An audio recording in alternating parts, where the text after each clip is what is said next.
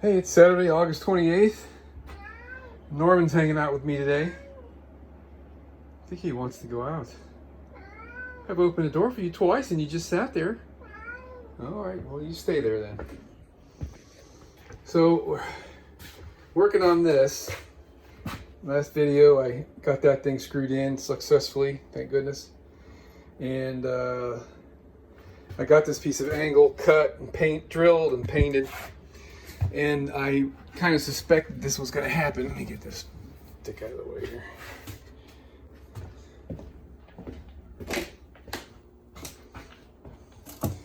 Oh, the squeaky floors.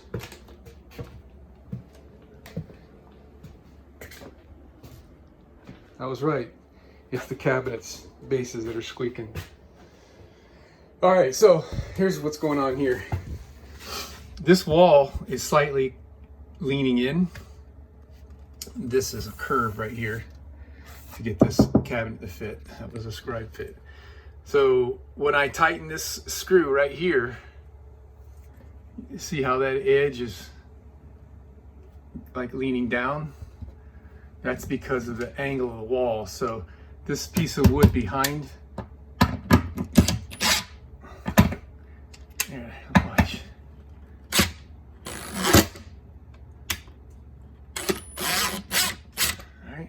So this piece of, I got a spacer behind there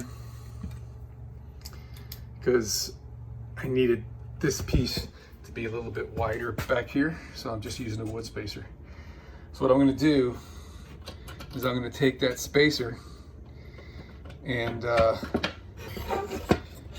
bevel the back off a little bit. So it's going to have to be, from the looks of what we had there, that was almost a 1/16, maybe about a 32nd of an inch off the back of that thing. And I don't know what I'm going to do that with yet. I mean, the table saw would be the easiest, but we'll see. Found a place to lay down. Probably gonna be nap time soon. Okay, so I got my blade angled at almost 1 degree. I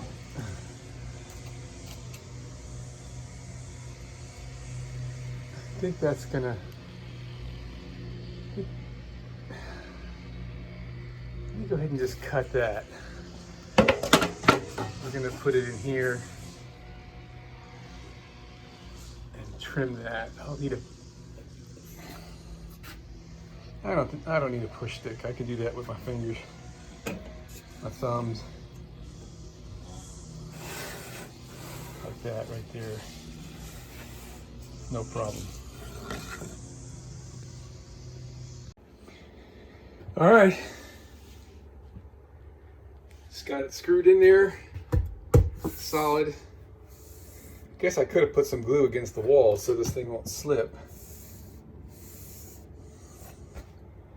But now I'm ready to cut my templates for my tops. These 2 tops and this 1 top. I've already got the plywood in the house. Some of that, what is it, like 5mm Luan, or it's a little bit less than a 1/4 inch. So it's time. I'm going to do one more test fit of that guy in here, just for the heck of it, because I originally thought I wanted to use 1/2 inch plywood here. This is a piece of 3/4. That's going to bump me out a 1/4 of an inch on the range. Let's see how that looks. The little woman wanted the thing sticking out even more than that.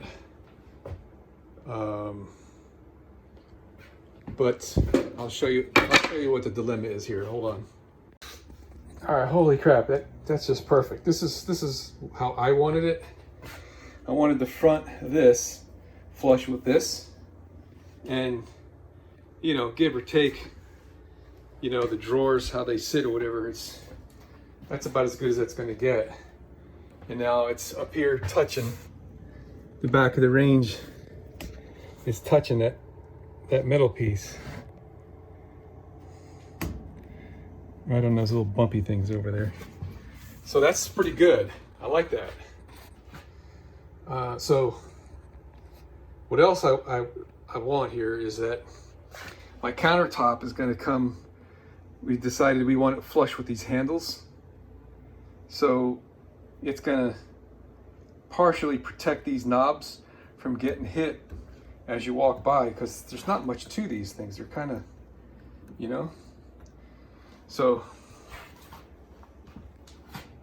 I think that's perfect. All right, so there's the tool that I used to make my scribe. This was my father's. I was in my 20s, I remember, when, that's about 30 years ago. He had it before then. And so there's my scribe mark.